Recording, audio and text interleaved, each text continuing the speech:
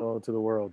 Yeah, thank you so much for coming to our panel, Practicing Aloha on Set, as part of the 3rd annual Made in Hawaii Film Festival, which is happening now, virtually and in person in limited capacity over in Hilo.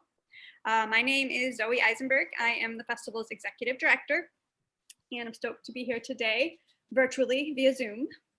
This panel was brought to you in partnership with MIF, the Hawaii Filmmakers Collective, the Office of Hawaiian Affairs, and Ohina. And I just want to take a moment to thank you all for joining us and thank our panelists, Erin, Āina, and Heather, for giving us some time on this lovely Aloha Friday.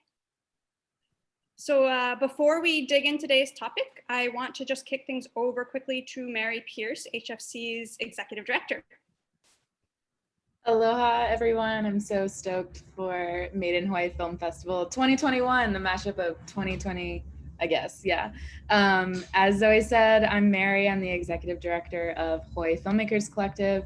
We're located on Waialae in Oahu, but we're slowly migrating to other islands, which I'm really excited for. But we foster and showcase independent filmmakers in our studio, and we do that through networking, workshops, collective connections, etc., and showcasing events like MIF. So we're happy to partner with Zoe and the team, and I'm super stoked about this panel. Thank you so much for your time, everyone. Thanks. Awesome, thank you, Mary. So Mary and I are actually going to bow out for the hour and hand things off to our moderator today, who is Vince Keala Lucero. Vince is both the festival's head of development for our Native Hawaiian programming, and he's also an Emmy-nominated cinematographer and just an overall prolific filmmaker here in the islands. So if you have any questions throughout this panel, please put them in the question box below, and I will be aggregating those, and we're going to break 10 minutes to 4 so we can dig into them. All right, I'm going to bow out and hand things off to you, Keala. Thanks so much. Right on. Thanks, Mary. Thanks, Zoe. Just wanted to, again, say mahalo to our panelists who are here with us today, Erin Lau, Āina Paikai, and Heather Gini.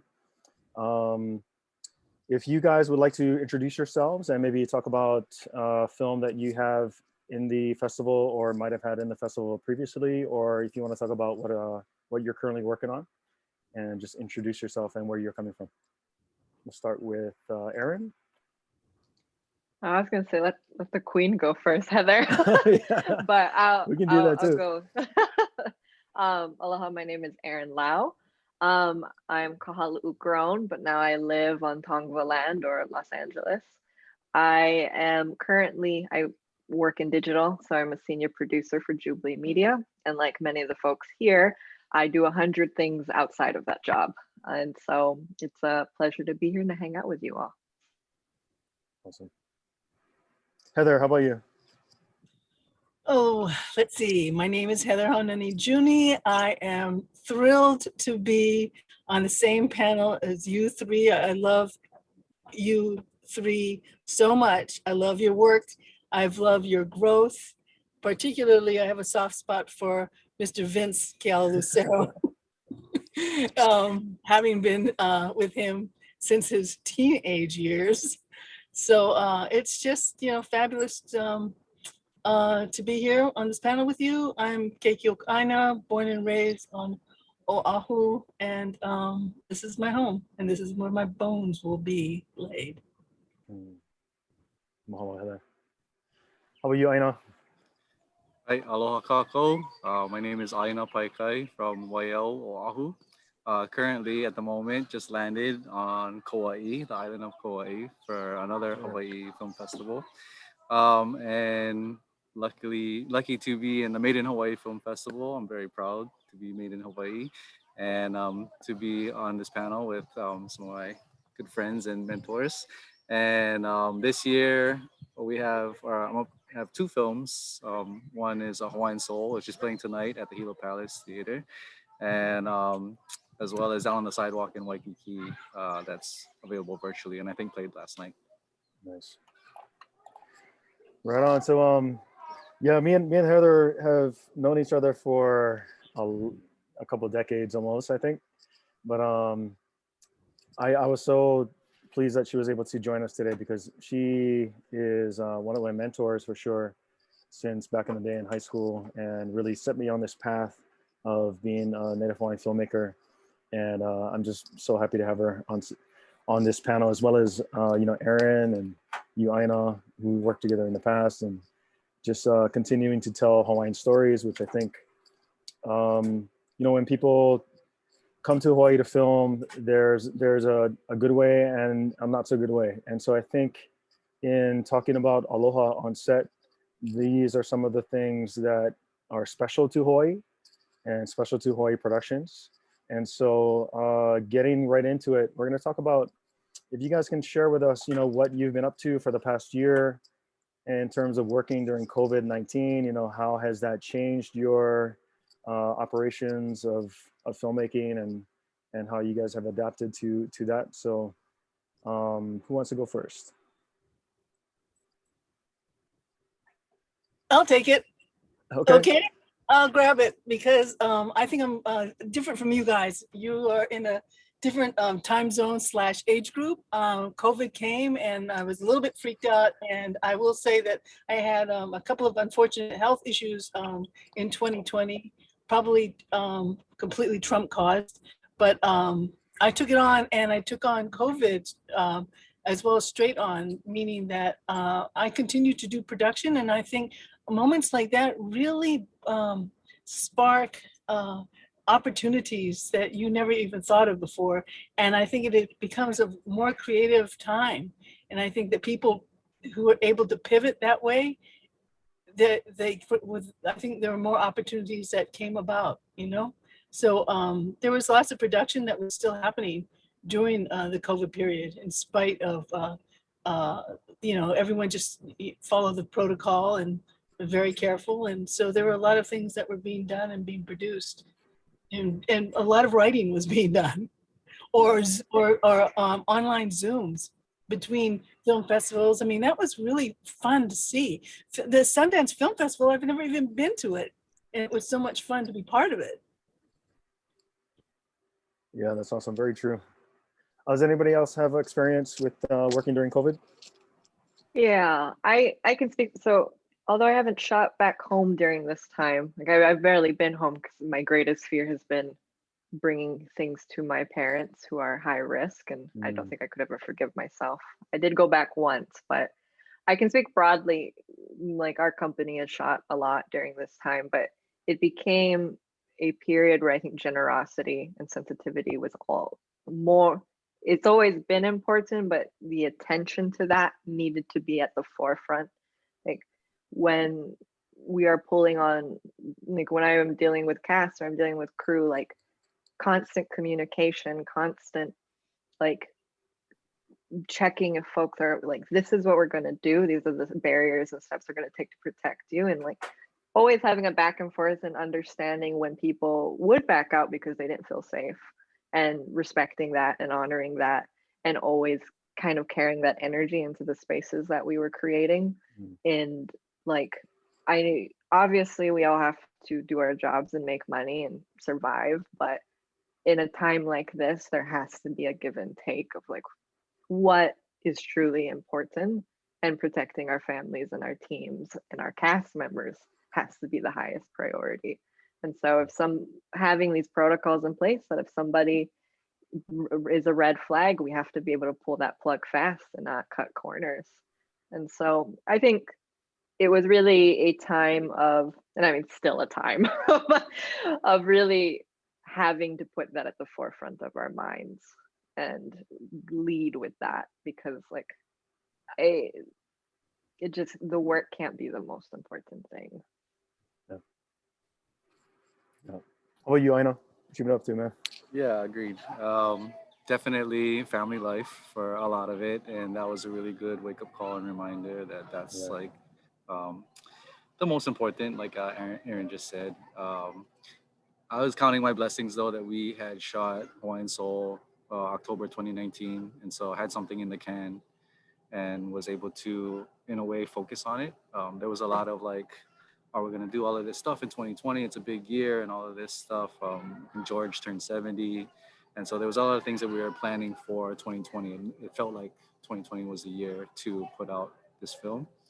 And then once everything started to shut down and slow down quite a bit, then we just had to re-strategize, which was a bummer in a lot of ways, but also, as Heather had mentioned, a lot of creative opportunities where it came through. But yeah, I was really happy to just be able to like not have to chase work in a way, and focus on the edit and what that meant, to me. Along the way, a lot of our kind of team was able to work remote. We did like a coloring session with our colorist in LA remotely. I could like watch him color from my computer, and so that was pretty amazing. And so I think, yeah, in that way, the pre and the post guys were all doing okay, better than a lot of folks that were prepped to go into production, but then having to do this kind of like double Dutch jump rope scenario where like when is a good time, when is not a good time. And yeah, I think there was a lot of commercial work happening at the time, and yeah, for myself, I felt blessed in that way, and we're still able to like put the movie out at the end of 2020. And all of these virtual scenarios, the fests, as well as a lot of classroom opportunities have come up, which is awesome because that was a major goal of ours. And so I'm really thankful to be able to like hide behind the screen and like talk to 75 kids that don't really care, but I don't have to really pay attention to them necessarily, are there on the other screen. And so I feel like this is an interesting time. It's not what we're used to. I'd rather be in Hilo, hanging out and all of that stuff, and all of the Sundance and all of these other things that would have been, amazing experiences. It's been nice to be able to see our industry shift and figure it out like all of us have, and kind of pray and work towards getting better so that we can do what we used to. Yeah, I think, for me, there was a couple of productions, one with Discovery Channel, which it was a reality show in Kona that was filmed. And so we had our production bubble where everybody kind of had to stay close to the hotel, and other reality shows and even TV shows were kind of like that. We also did The Wind and the Reckoning with director David Cunningham, and Jason Scott Lee was one of the actors. And so for that, it was like a bubble in a ranch, and they had, it was a pretty big feature-length movie that had maybe, I want to say 100 people on set at any given time. And COVID was definitely like a challenge to kind of manage. But I feel like for the most part, everybody, when you get on like a independent feature like that, everybody's in it to win it, right? So you're all coming together to collaborate, and everybody kind of had a sense that this is what they wanted to do, and nobody was really working because of COVID. And so to be able to create something like that for David and the people involved was definitely a fun time that I will remember always because of COVID.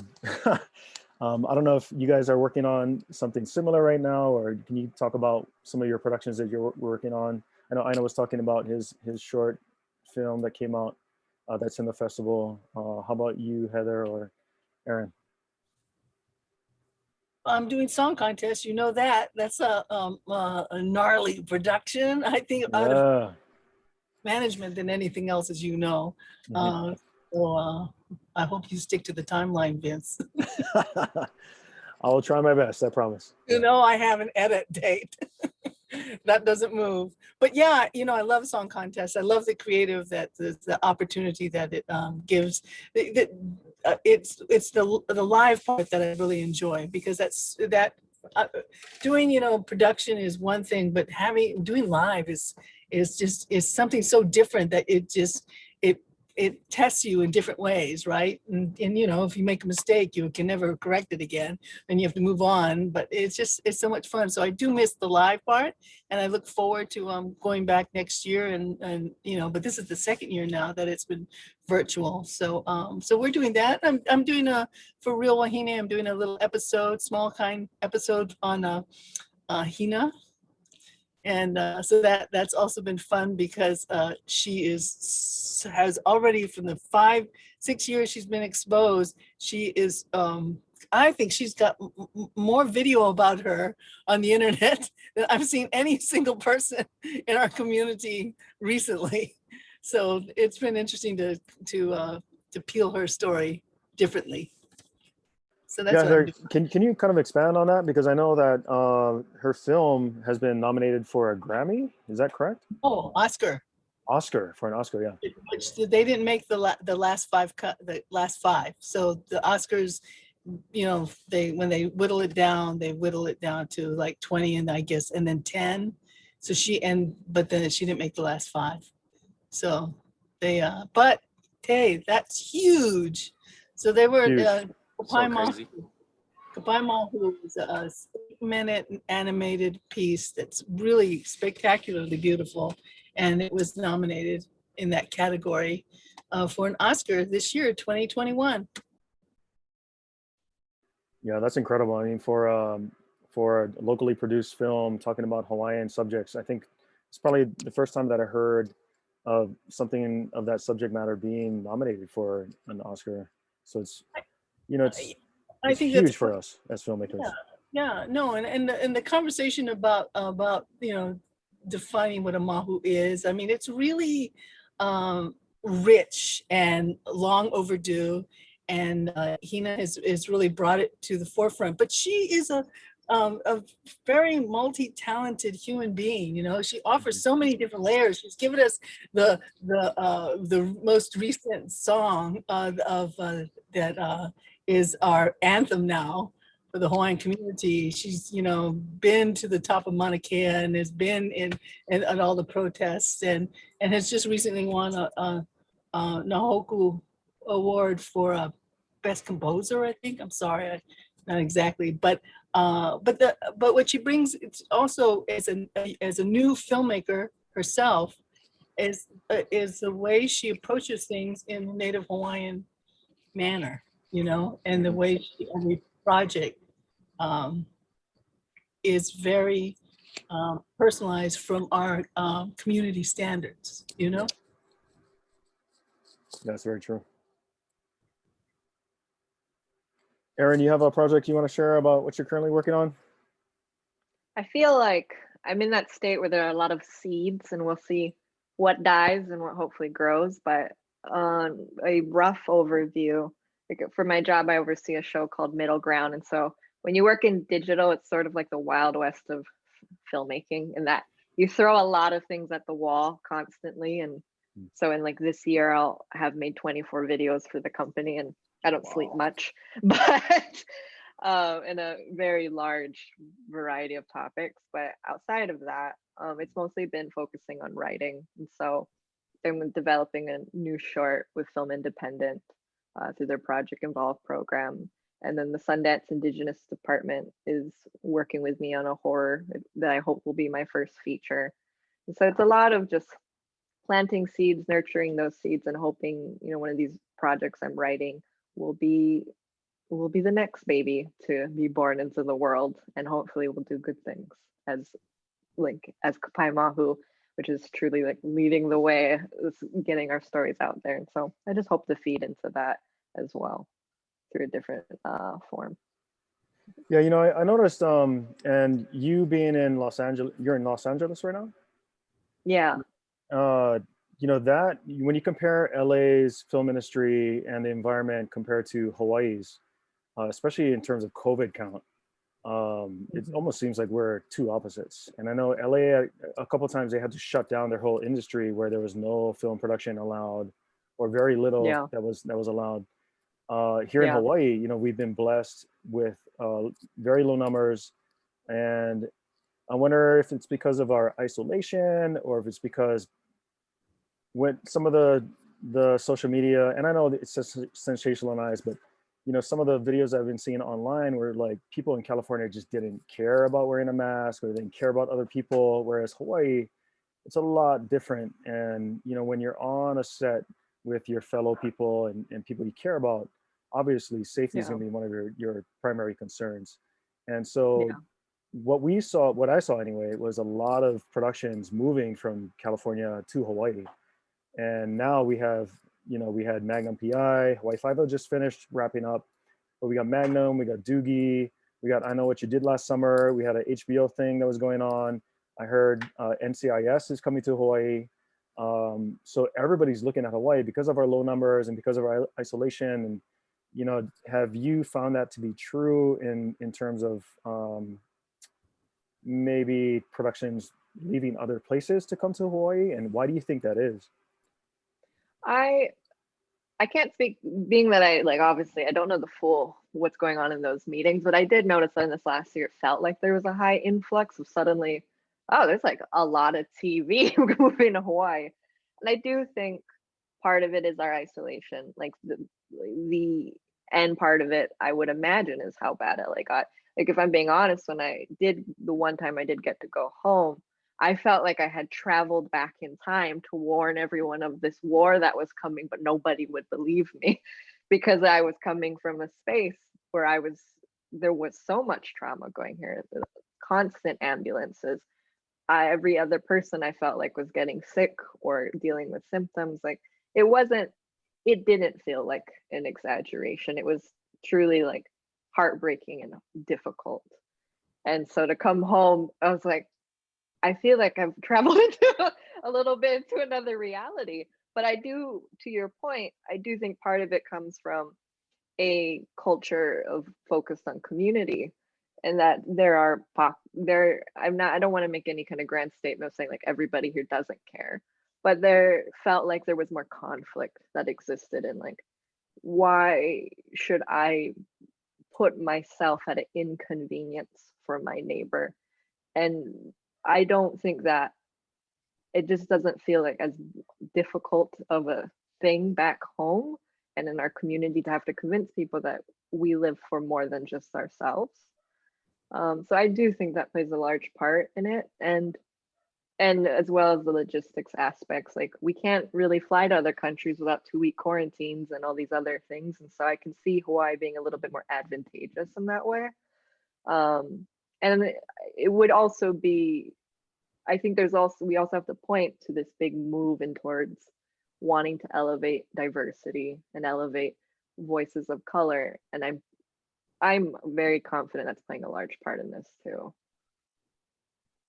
Thanks for that. I also wanted to add on, you know, for a lot of the productions that are coming to Hawaii, would you, as somebody who's produced and created films in Hawaii, would you have anything to offer them in terms of advice, like how to navigate the Hawaiian culture or respecting the Hawaiian people, which is sometimes lost on them because they just don't know? Put someone on your team that is actually either at the very least from there, like grown up with roots there. I'm not saying moved there 2 years ago and bought a beach house. I'm saying has roots there, or have someone, you know, who is Polynesian or Native Hawaiian be on that team.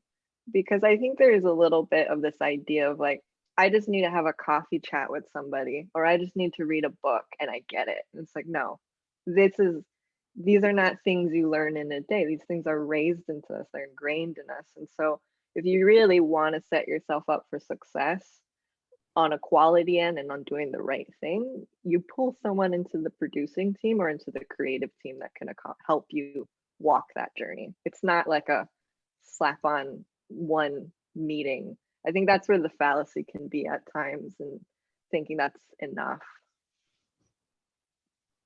Or just paying off a consultant, a so-called consultant. Yeah. I've had a few of those where it feels like I've been approached for the stamp of approval, not for a true conversation. Oh yeah, no, I know, it's pathetic. Right on. Āina or Heather, you guys have any advice for productions that might be coming to Hawaii? Just to give them a heads up. I know at one point there was talk of a development of a brown book. Yeah, it's similar to New yeah, Zealand. it's still in process. It's you know, hoping to get something done. I'm not quite sure where. I hope it's going to be done soon. But yeah, I think that that it's a good idea to have something, not something that is an enforcer but something that just offers information and you know, of who to go to, or just how to act. And I think that, you know, as Native filmmakers here in Hawaii that who love Hawaii, as we all do, wherever you are on this planet, we have a different way of walking here with cameras in our hand. I mean, I don't, it's just because it's, maybe it's because it's our stories and it's our stories to share. And it's because the people that we are taping are, are, are people we care about, that, you know, because they live here too, and it's their stories that we're sharing. So, I mean, there's a level of respect that we automatically have when we create a story. And I think that, you know, it's something that, you know, you just grow up with. It's intuitive. And it's about aloha, you know. It's which is not just a word. It's something that's, you know, in your on a cellular level, how you create these things. And I think that the reason why we create these stories and that we're so passionate about it is because we love this place so much, you know. And it's a way to preserve the home that we love. And I'm not talking specifically about any single island that we have our feet on and we're grounded to, but I'm talking about, you know, the entire Pacific as one. And I think that, you know, it's important. I think the work that we do and continue to do is really, really important. And I think preservation of the work that we do is really, really important as it turns into curriculum. You know, all of our work turns into an educational piece, right?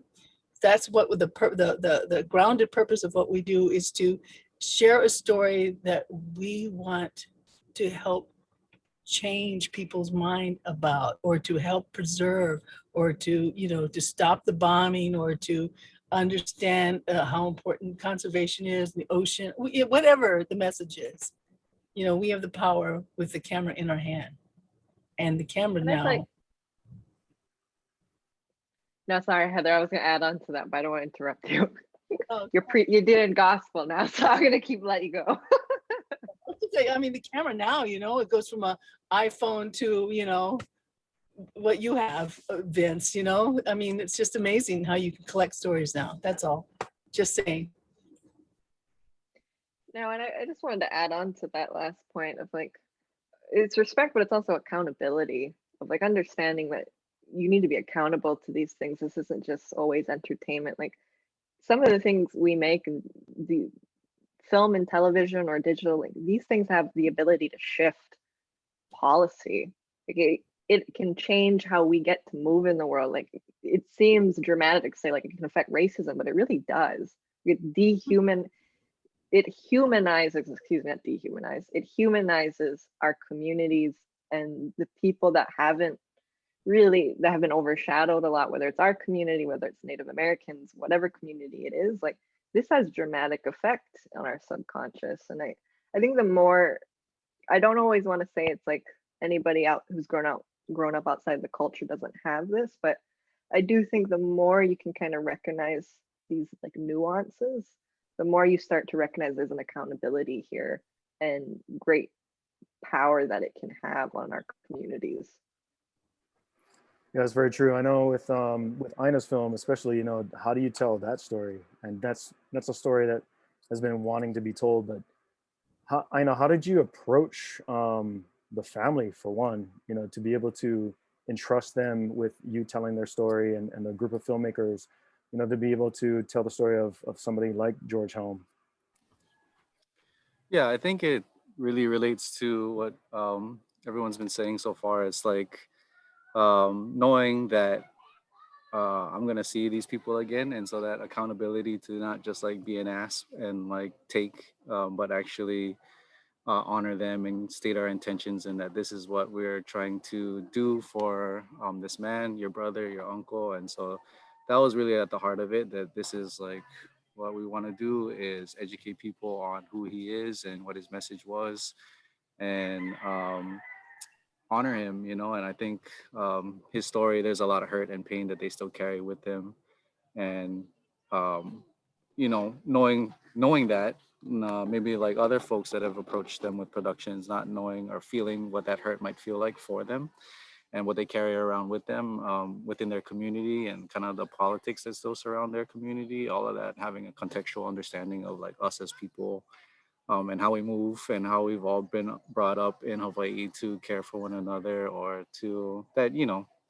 Molokai, everybody know everybody. And so like stuff gets around, um, and yeah, just having that mindset, I think, makes a big difference, right? And I don't know if other productions like do care enough. I think what we talked about in terms of like LA and the difference between how we approach COVID in Hawaii, I think what I witnessed was a general um, acknowledgement of each other, that I still care about you, even though I don't know you, but you're my neighbor and I'm going to see you day in and day out. And we're going through this together. And I think similarly, when it comes to telling our stories, especially of these heroes, and especially these heroes that like can't speak for themselves, and now we're representing their ohana and kind of putting, putting our spin on their message.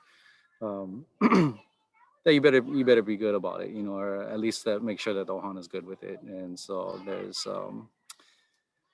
it's just that, I think, that acknowledgement of each other as people and the love that we have for each other. And Hawaii. Right on. Yeah, I wanted to ask you guys, when you're on set, do you purposely try to instill a sense of Hawaiian values, laulima, any of these things? Is there a conscious effort to kind of have that on the sets that you help produce, or if there's a a previous project that you were on where you kind of felt that aloha on set for everybody, and what did that look like? Can I go real quick? Um, so I think, yeah, for myself, I think, me and you, Keala and like Kaliko, you guys, we were raised differently in terms of opportunity and having experience on set. I have like very little. The only time that I was on like 5 was with you guys, and then Kaliko invited me, and I was like a part of the camera crew, which was cool, but also like really nerve wracking. And then pushing around the cart, and like there was like a big helicopter scene, and then like a car chase, kind of like Brian Keolana was like choreographing all of that stuff. I was like, wow, this is pretty badass. But at the same time, it was like a super long day, and I was just like carrying C stands and like all of that stuff, and which is like totally, the gig, and that's if you want to get involved in that. But I think I recognize like kind of those like crazy hours, I think, that you folks put in, and the hard work and the constant push. And um, and I was fortunate enough to have that same opportunity to learn kind of camera and technique from OEV TV, which is very like grounded in kind of that aloha on set that we're talking about. And so I was like, almost, it was normal and natural to like, upule before you start the day and to close the day, and those kinds of things, and like acknowledging either a place or maybe kupuna. Like often we would do like meetings or town hall meetings, and then you gotta like be conscious of where you're setting up your camera, because you like be in front of the auntie and like get her all mad. And so like all of that stuff is, I think, what we would normally do as Hawaiians or people of Hawaii.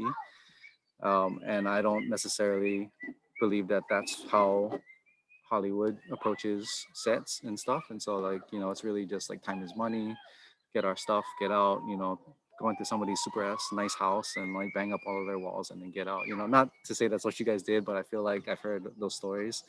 And so like there's that kind of what is more important, the relationship or the content? And sometimes, you feel like, it's my job to kind of capture this content for the masses, right? There's only 50 people here, but I'm actually, the opportunity for people to see this. So like, I'm more important than anybody in the room.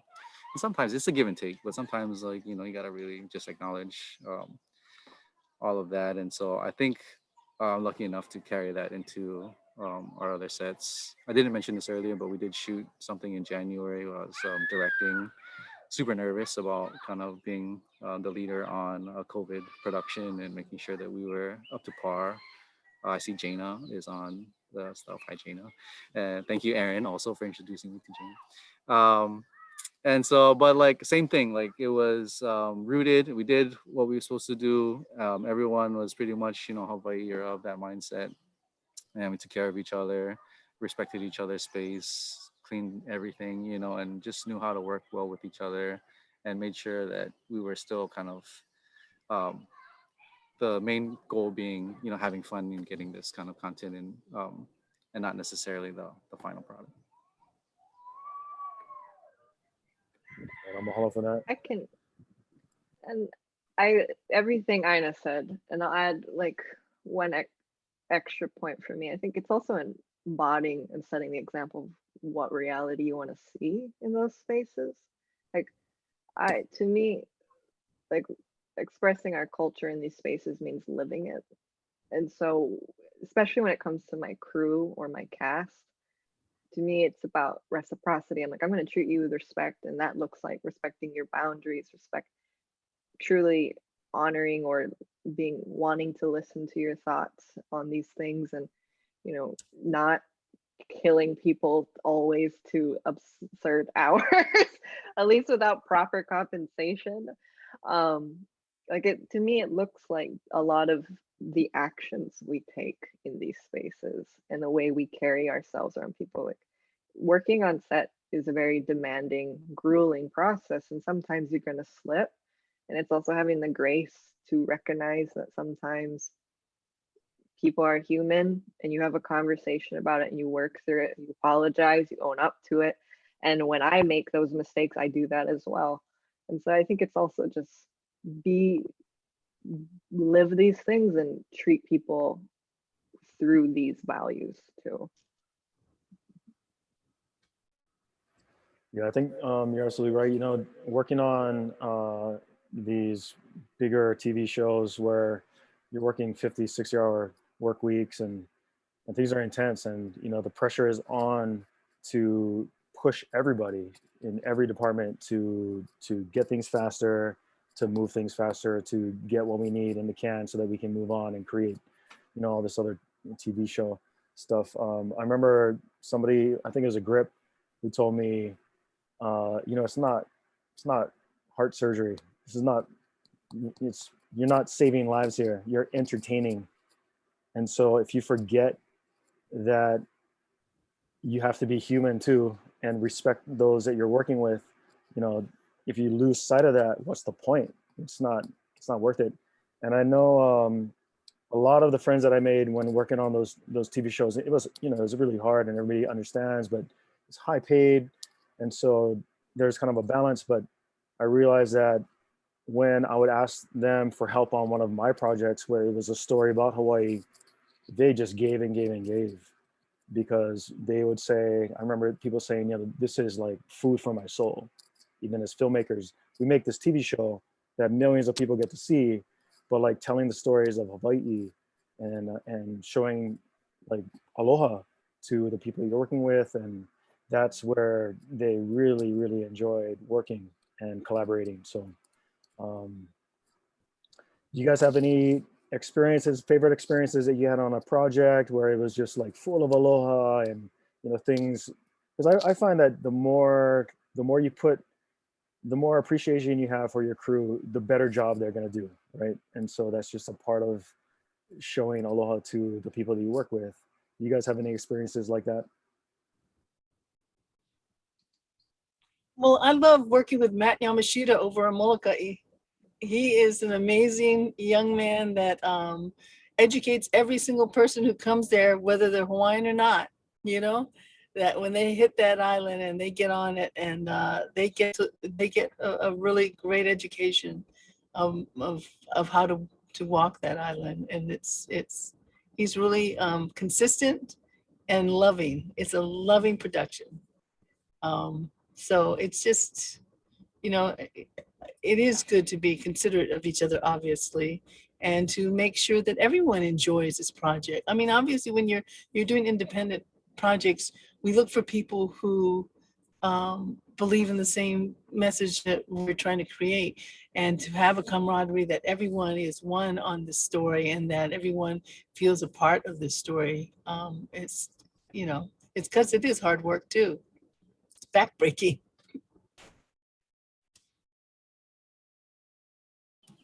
Yeah, thanks, Erin. Yeah, I love Matt. um, for me, I wanted to speak a little bit about Down on the Sidewalk in Waikiki because for that Love production, that. I love that. I just you should stop all other production and just be on camera all the time. it's for free online right now at Made in Hawaii Festival, so go check it out virtually. I think the Nonakanaka, program. Um, for that production, which I think me and Justin, mahalo, me and Justin were a part of OEV TV sponsorship. I don't know. Was sorry. So both of us grew up at OEV TV and having, I guess, what I mentioned earlier about kind of that grounding and background. And then I think he took it a step further in terms of how we were approaching this project, which honors a Hawaiian hero similar to Hawaiian Soul. And what we did as when I was chosen kind of as the actor to kind of go further into telling that story in that way, using that art form of acting, it was like kind of a meditative, and we would go, or we went to the EV in Waikiki, kind of that corner area, similar to like Kopaimahu, and like sit down and like he had me bring water from a special source that I wanted to bring to kind of contribute, and all of these kind of, I think, levels of Hawaiian practices that I'm not super familiar or comfortable with, and so it had me even kind of like talk to Westlake, and I carried that into later about like talking to George and kind of like getting to that level of things, which is like uncomfortable because it's not really like something that anyone's taught me before, but also I felt like it was important if we're telling these men stories, then actually trying to like, I don't know, listen to what they want us to say. And so I think those kinds of practices are, yeah, another like kauna deeper level and meaning to our filmmaking. And as we start to really follow the path of, Heather and Puhipo and Lehu and all these folks that have kind of built and carved the canoe for us in a way, we're just kind of starting to add to that more and streamline, not streamline, really kind of, I guess, engage in what it means to do Hawaiian things in your art, I guess, so on that spirit level. I think Justin was really, really great at that and taught me a lot. Awesome. I wanted to talk about, people who might not know about some of the intricacies of sharing Hawaiian stories or filming in certain places where, us as Hawaiians or people of that community know that ultimately, I think it comes down to respect, right? You have to respect the place that you're in. You have to respect the history of that place. And I'll just share an example of maybe something that shouldn't be happening on set, or maybe this filmmaker or the producer who was working on this project should have talked to more people in sharing the story. But it was kind of a supernatural reality show where, and this is a long time ago, but this producer asked me to help her create a TV show about the supernatural world in Hawaii. And you're talking about like if it's night marchers or if it's like demons who attach themselves to people, or and she got pretty deep, and I passed. I'm like, if you're not going to be talking to like real kahuna or people kahu from this area, then you don't know what you're doing. And it's serious business, because a few years later, her project eventually failed. She did a couple of shoots here and there, but she didn't want to listen to me and other people who told her kind of similar stories. And her health went south. Like, she lost her husband. One of her kids passed away. It was like super sad. And not to get super dramatic, but like, people who come here and they just don't know, they're just ignorant. Like, do you have advice for them? Like, how do they navigate what to show, what not to show? Like, how do you act when you're filming in Hawaii? Is there a better way to do things? Is there things that you shouldn't be doing? Absolutely. Like Jenny, what was her name? I think it was in Waimea, and Jennifer Lawrence was like rubbing her okole on a rock or something like that. And Waimea, as we Hawaiians know, is a pretty sacred place. And so to be doing stuff like that, you know, is there other things that we shouldn't be doing or that we might want to share with our Malihini cousins who are coming to film here in Hawaii? I want to jump on this, and I'm just gonna say, like, because maybe I've lived in LA too long and I've lost some of my patience. I remember hearing this question, like, why does culture matter? And it was asked in a tone I did not like. And it was also asked by an individual where I kind of knew a little bit of what was coming behind it. And my response to that, which actually was because Kupuna in Aotearoa had told me this, what to say when this happens. And it was, are you asking me because you want to understand, like, truly? Are you asking me because you want to challenge me? Because I'm not going to waste my time then. And so, like, I can give advice and I can try to help you walk this journey, but I have to know at the front that you even want to walk this journey. And so, like, that's the first thing, I guess, for anyone who feels like they genuinely are trying to come from this intentional place, this good place, like that, you've got to do self-reflection. I can't fix that in you. That's a self thing. And so I think that's the first step of, like, genuinely, what do you want? Do you want to understand? Or are you looking for someone to validate you? I'm all over that. I guess we can talk about next. What do you think the future of production in Hawaii is going to look like now that COVID is kind of coming to an end and people are getting vaccinated? You know, have we learned any lessons, how to do things better? What do you see as the future of filmmaking here? I think that we are at the beginning of a huge future in filmmaking, not just for our own people, but for this island. If the industry is there, right? The digital industry can develop here much larger than it can be imagined, right? We're not supporting the industry as much as we should. And just the growth of filmmakers here and how they've leaped forward in terms of script writing and development of projects that are going forward. I mean, I'm just watching, you guys and, and so many more of you guys that are just seeing so much success. I only see wonderful things in the future, and I hope our legislature and the office of the governor supports that, because without their support of going into this industry, without really building a huge production facility that that all of these productions that want to show up here can we need to support them as much as so that we can get them to support us and educate them at the same time. When they come here and they take that tax fund opportunity, I mean, there should be a huge percentage that should come back to the educational part of it. Yeah, absolutely agree. So Disney has done a lot of work here, and now that they're I think, didn't they recently bring in Chris Bright to write a movie, or there's some, but I mean, it's just wonderful to see the stuff that's going on. Good things. Mm-hmm. Very good things. Erin, counting on you out there. I'm trying to light it, because by that last question, I was just like, do self-reflection. It's like, but if you've done the self-reflection, then have conversation with the community. That's the next step.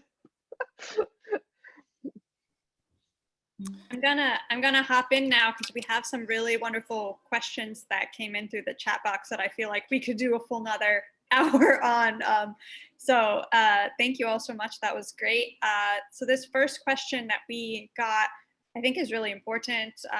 It's, can you offer advice to non-native writers if and how they should approach Hawaiian culture in their writing, if they should be doing so at all, and if you could speak to representation and the power and responsibility of that?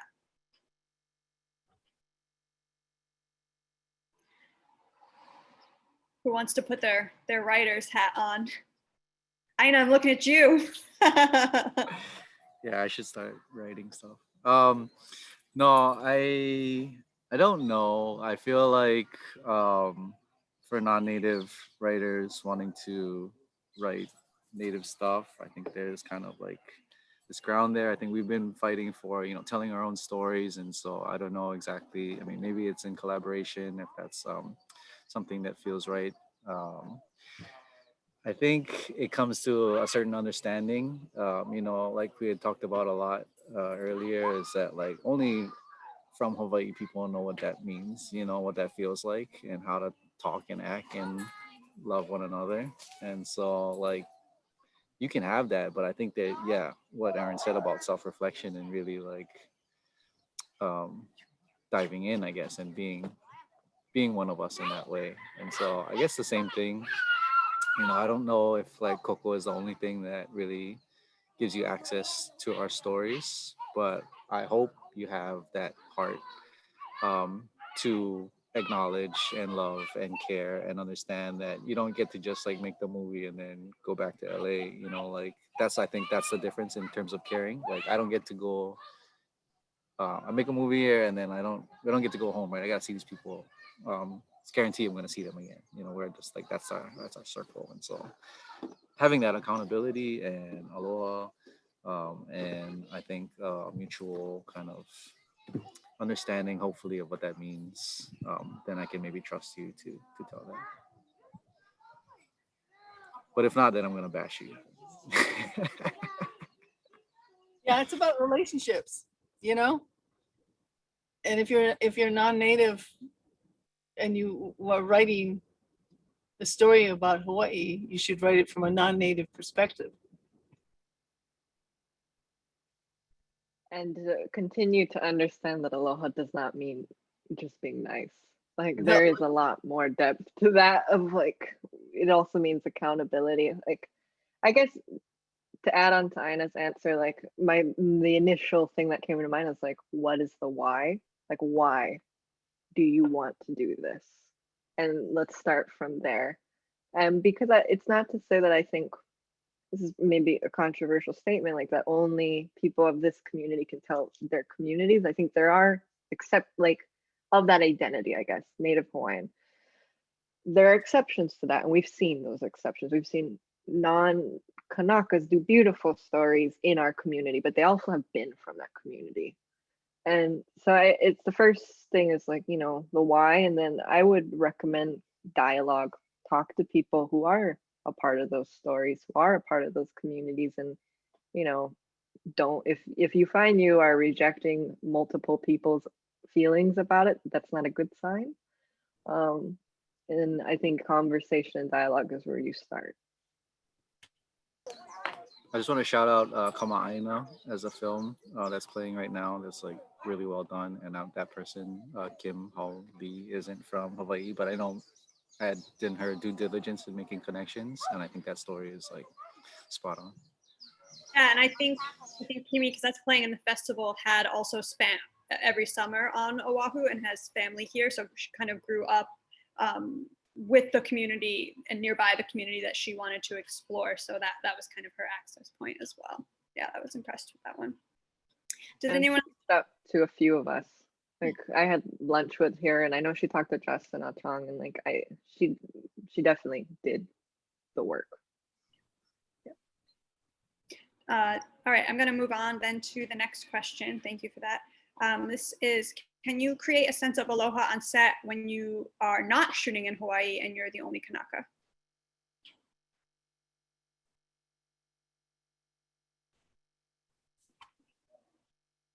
Erin? Yes. I'm like, I guess that's me all the time now. No, I honestly, like, I think one way you do that is, obviously it depends on the situation. Like I'm in a producer role, so I get to hire my teams, and I hire people that I think embody these things. If you are going to disrespect people on my set, if you're going to disrespect women on my set, or really just anything that I think isn't aloha, I'm not going to hire you. And it's coming back to those leadership roles of like, you need to create the environments and the realities you want to see. And so for myself, like if you're coming from a producer point of view, bring the people who are near that. Like a lot of, even though a lot of my crew are not Native Hawaiian, they're coming from, you know, some of them are Asian American, some of them are Latino, and they're coming from really strong values and strong family cores. We're not the only ones who embody these ideas. It just looks a little different or goes by a different word in our you know, our brother and sister cultures.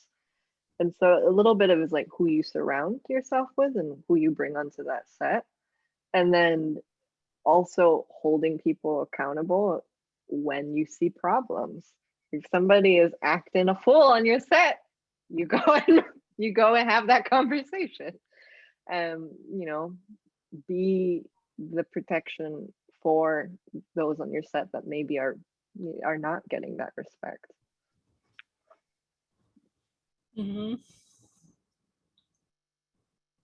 Yeah. Anyone else have anything on that? And if not, I'll jump into one last question. Going once, going twice. All right.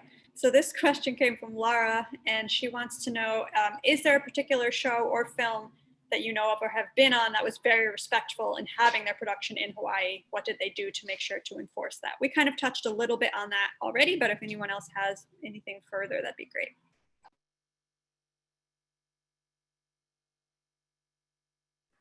I guess I'll talk to you my experience with Family Ingredients, of which Heather was our executive producer. And it wasn't so much that we were filming solely in Hawaii, but this is an example of how Heather and our crew, Tai Sanga being the director, and Renee being one of our cinematographers as well, you know, we were able to go to these exotic locations. And whereas as a producer, you know, I know that a lot of times you don't get what you want just by asking for it. But Heather was able to kind of create this environment where everybody was pretty respectful of each other, and we always had this positive attitude. And so no matter where we went, you know, doors would just open. And that's you know, it starts from the top. So when you set something up like that and you have a crew who we all care about each other, and we had mad respect for the people who were helping us out, like our fixers or like the liaisons with the government. It was pretty amazing and encouraging to see that these doors would be open for us and we'd get access to these amazing temples, or, you know, like this tradition that was happening for centuries that we were able to cover. So it was pretty fun to be able to see how we were able to share the Aloha spirit with others.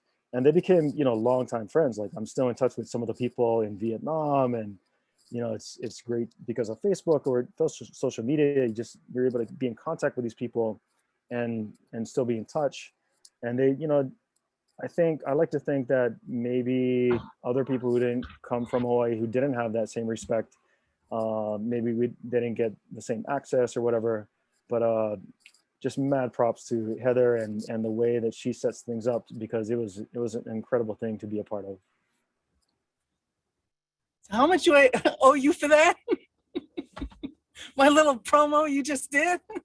Yeah, no, I don't know what, you know, I just love, you know, I love what I do, and I feel so blessed, you know, to be able to have the opportunities to help tell the story, and at the same time give job opportunities for all of us, right? And help the local ag community here, and help and support the restaurant community here, and to tell these really incredible stories that extend beyond our shores, that are all connected. And you have to do that with Aloha. So yeah, the word that travels with me. Thanks, Heather. All right, I think that's the perfect ending note, and I want to respect all of your times because we did hit 4 o'clock, and I know that was our cutoff.